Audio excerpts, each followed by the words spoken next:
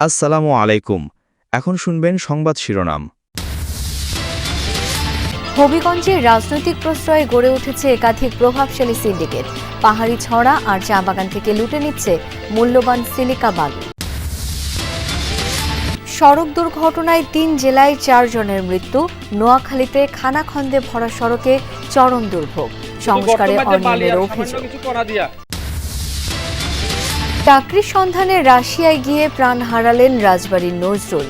জোরপূর্বক ইউক্রেনের বিরুদ্ধে যুদ্ধে পাঠানোর অভিযোগ, মৃত্যুর খবরে দিশেহারা পরিবার।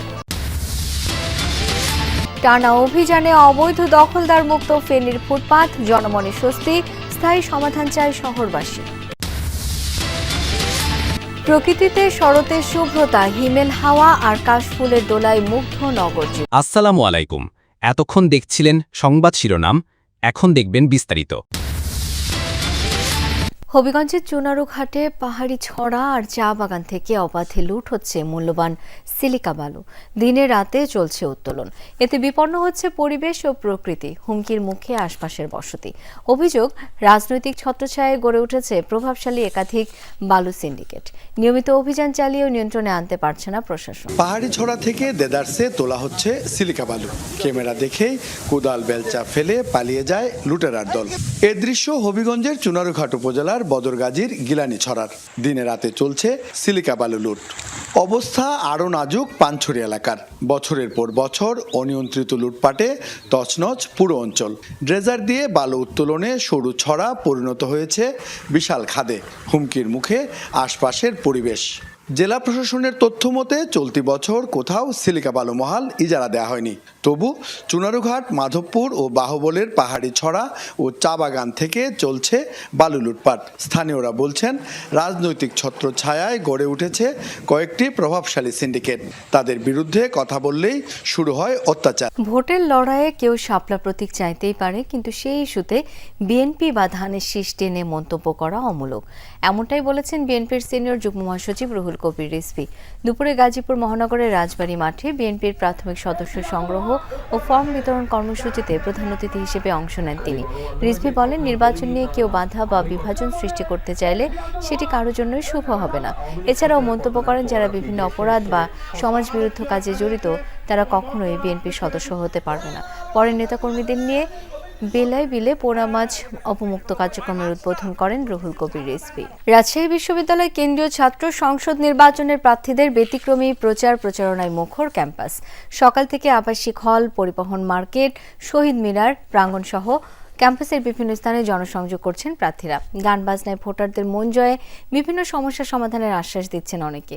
কেউ হাতে মেহেদি দিয়ে ব্যালট নম্বর একে প্রচারণা করছেন, কেউ লিফলেটের পরিবর্তে কাঁঠাল পাতায় ব্যালট ইশতেহার লিখে বিতরণ করছেন। 14 অক্টোবর পর্যন্ত চলবে প্রচারণা। 16 অক্টোবর অনুষ্ঠিত হবে ভোট গ্রহণ। এবারের নির্বাচনে কেন্দ্রীয় সংসদে 23 পদে লড়ছেন 247 প্রার্থী। মোট ভোটার 29,000। দীর্ঘ 35 বছর পর হতে যাচ্ছে এবারের রাকসু নির্বাচন। 3 জেলায় সড়ক দুর্ঘটনায় 4 জন নিহত হয়েছেন। এর মধ্যে পটুয়াখালীতে মিনি বাস ও যাত্রীবাহী বাসের সংঘর্ষে শিশুসহ এক র্যাব সদস্যের মৃত্যু হয়েছে।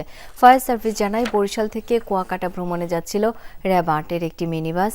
এ সময় বিপরীত দিক থেকে আসা ধানসিঁড়ি ক্লাসিক পরিবহনের একটি দ্রুতগতির বাসের সঙ্গে সংঘর্ষ হয়। পরে স্থানীয়দের সহায়তায় উদ্ধার অভিযান চালায় ফায়ার সার্ভিস। পটুয়াখালী সদর হাসপাতালে নেয়ার পর মারা যায় 2 বছরের শিশু প্রিয়ম। পরে মারা যান র্যাবের এসআই আব্দুল আলিম। আহতদের মধ্যে 2 জনকে লেবুখালী সেনানিবাসের সিএমএইচে পাঠানো হয়েছে। ঘাতক বাসটি জব্দ করেছে পুলিশ, তবে পালিয়ে গেছে চালক ও হেলপার। নোয়াখালীর হাতিয়ায় সড়ক সংস্কারে ব্যাপক অনিয়মের অভিযোগ উঠেছে। মাত্র 2 মাসের ব্যবধানে সংস্কারের চিহ্ন নেই রাস্তায়। খানাখন্দে ভরা সড়কে চরম ভোগান্তিতে চলাচলকারীরা। স্থানীয়দের অভিযোগ, নামমাত্র কাজ করেই বিল উঠিয়ে নিয়েছে ঠিকাদার। সড়ক জুড়ে অসংখ্য খানাখন্দ, কোথাও কোথাও পিচের অস্তিত্বই নেই। অথচ মাত্র 2 মাস আগেই নাকি প্রায় 2 কোটি টাকা ব্যয়ে সংস্কার করা হয়েছে রাস্তাটি। ভাঙাচোরা সড়কে যাতায়াতে নাকাল হতে হয় যাত্রী ও যানবাহন চালকদের। নোয়াখালীর বিচ্ছিন্ন দ্বীপ উপজেলা হাতিয়ার ভুঁইয়ারহাট জাহাজমারা সড়কটি মিশেছে নলচিরা ও তমরুদ্দিন ঘাটে। এই দুই নৌঘাট হয়েই নোয়াখালী সদর, রাজধানী সহ অন্যান্য জেলায় যাতায়াত করেন এখানকার বাসিন্দারা। 34 কিলোমিটার সড়কের মধ্যে বেহাল 14 কিলোমিটার অংশের সংস্কার কাজ শুরু হয় গত এপ্রিলে। প্রকল্পের মেয়াদ শেষ হয় জুলাইয়ে। স্থানীয়দের অভিযোগ, সড়ক ও জনপথের কর্মকর্তা কর্মচারীদের যোগসাজশে নামমাত্র কাজ করে বিল তুলে নিয়েছেন ঠিকাদার। সড়কটি সংস্কারের কাজ পায় বিএসএস নামে একটি ঠিকাদারি প্রতিষ্ঠান, যার স্বত্বাধিকারী মোহাম্মদ শফিক সড়ক ও জনপথ কার্যালয়ে মাঝে মধ্যে ইলেকট্রিকের কাজ করেন। তিনি জানান, তার লাইসেন্সে সড়ক সংস্কারের কাজ করেছেন আরেক ঠিকাদার আব্দুল করিম মুক্তা।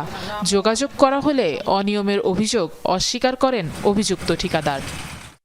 আমাদের লাইসেন্সের নামে সে টেন্ডার দিছে আর তখন সে কাজটা পাইছে, পাইয়া সেই কাজ করছে। আমারে ধরেন না যে সাফানি খাইবেন একটা সম্মান করছে আব্দুল করিম মুক্তা, আমার লাইসেন্সে ড্রপিং করে না, ওরা ড্রপিং করে করছে, করে এরা কাজটা পাইছে।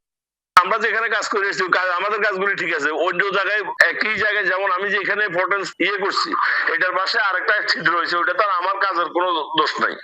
রাস্তার এমন অবস্থার জন্য সড়ক ও জনপথের উপসহকারী প্রকৌশলী দুষলেন প্রচুর বৃষ্টিপাতকে। বৃষ্টিপাত হওয়ার কারণে আমরা যেখানে রিপেয়ার করেছি হয়তো সেখানে কিছু ভালো আছে, বাদবাকি পাশের অংশ থেকে অনেকটা উঠে গেছে। ঠিকাদার কর্তৃক যেটা হয়েছে সেখানে পাথর দিয়েই করা হয়েছে, কিন্তু আমরা যে কাজটা আমাদের ডিপার্টমেন্টালি করেছি সেখানে কিছু ইট দিয়ে করা আছে। সড়কের ক্ষতিগ্রস্ত অংশ মেরামতে এরই মধ্যে ঠিকাদারকে চিঠি দেওয়া হয়েছে বলেও জানিয়েছেন সড়ক ও জনপথের কর্মকর্তা।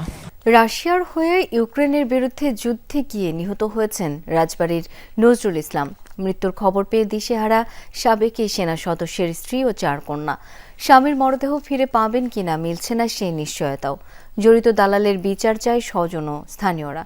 দালালের দাবি জেনে শুনে রাশিয়া গিয়েছিলেন নজরুল। স্বামী হারানোর শোক আর 4 মেয়ের ভবিষ্যৎ নিয়ে দুশ্চিন্তা।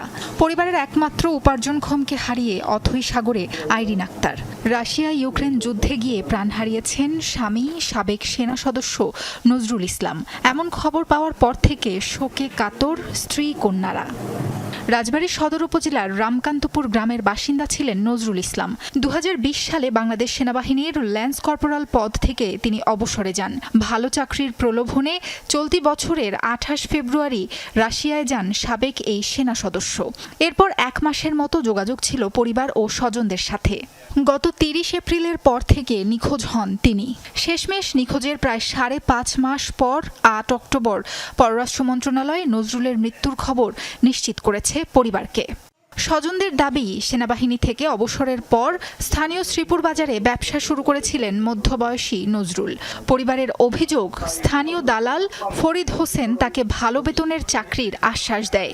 13 লাখ টাকার বিনিময়ে পাঠায় রাশিয়ায়। সেখানে জোর করে কাগজে সই নিয়ে দেশটির সামরিক বাহিনীতে যোগ দেওয়ানো হয় তাকে। প্রশিক্ষণ শেষে পাঠানো হয় ইউক্রেনের বিরুদ্ধে যুদ্ধে। দালাল ফরিদের দাবি, ট্রাভেল এজেন্সির মাধ্যমে রাশিয়া গিয়েছিলেন নজরুল। যুদ্ধে পাঠানোর বিষয়ে কিছুই জানেন না তিনি। তবে সুনির্দিষ্ট অভিযোগ আর তথ্য প্রমাণ পেলে ব্যবস্থা নেওয়ার আশ্বাস জেলা প্রশাসকের। বড় মেয়ে এবছর রাজবাড়ী সরকারি কলেজ থেকে এইচএসসি পরীক্ষা দিয়েছে। মেঝো মেয়ে 5ম শ্রেণীর ছাত্রী। ছোট 2 মেয়ের বয়স মাত্র 6 ও 5 বছর। নিহত নজরুলের মরদেহ দেশে আনার ব্যবস্থা সহ দালাল ফরিদের বিচার চায় পরিবার।